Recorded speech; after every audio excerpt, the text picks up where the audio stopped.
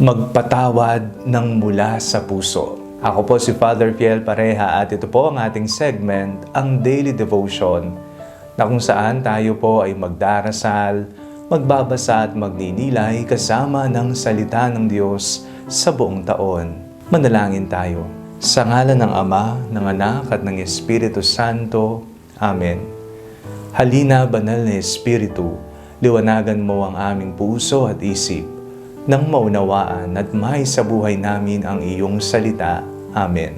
Our Bible passage for today is from the Gospel of St. Matthew chapter 18, verses 21 to 22, and I read it for you.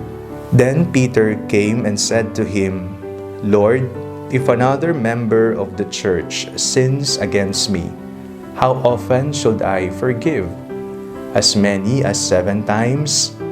Jesus said to him, Not 7 times, but I tell you, 77 times. Mayroon ka bang kagalit? Mayroon ka bang taong hindi kinakausap sa ngayon? May mga tao ka bang blinak sa Facebook? O kaya naman ayaw mong makita sapagkat kumukulo ang iyong dugo sa tuwing naririnig mo pa lamang ang kanyang tinig, naaamoy mo ang kanyang pabango, o naiirita ka kapag nakikita mo ang kanyang pagmumukha. Mga taong nakagawa ng mali sa iyo, mga taong may pagkukulang sa iyo, o gumawa ng masama sa iyong buhay.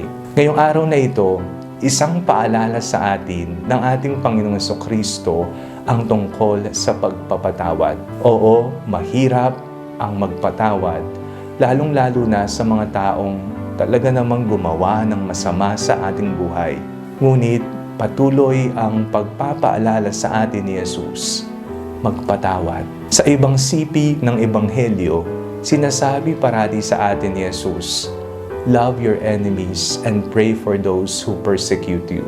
Ito ang makakristyanong paraan ng pamumuhay patungo sa kabanalan. Kaiba sa itinuturo ng mundo na magmatigas ka, gamitin mo ang pride mo, huwag mong pansinin, at hayaan mo na lang mamuhay ka ng may sama ng loob. Ito po'y hindi makakristyano. Ang taong mayroong kinikimkim na galit, poot, hinanakit, mga taong may kaaway, ay para bang bumubuo ng isang bilangguan sa kanyang puso. Sino ang nakakulong? Siya ang nakakulong. At ang susi upang makalaya ang taong ito ay ang pagpapatawad. Piliin ang pagpapatawad. At kung nahihirapan kang magpatawad, magdasal ka kay Jesus. Humingi ka ng grasya na naway buksan ang iyong puso at kaisipan nang mapatawad mo ng buong buo mula sa puso ang mga taong nakagawa sa iyo ng masama. Manalangin tayo. Panginoong Jesucristo, turuan po ninyo kaming magpatawad ng buong puso sa aming mga kapwang nakagawa ng masama sa amin. Amen. Sa ngalan ng Ama, ng Anak at ng Espiritu Santo. Amen. Huwag po ninyong kalilimutang mag-like at mag-comment at mag-share sa video ito. Do not forget also to follow our new Facebook page, Ang Panalangin Bago Matulog.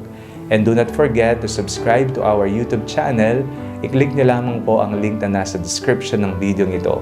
O kaya naman po, just search Father Fiel Pareha. God bless you po.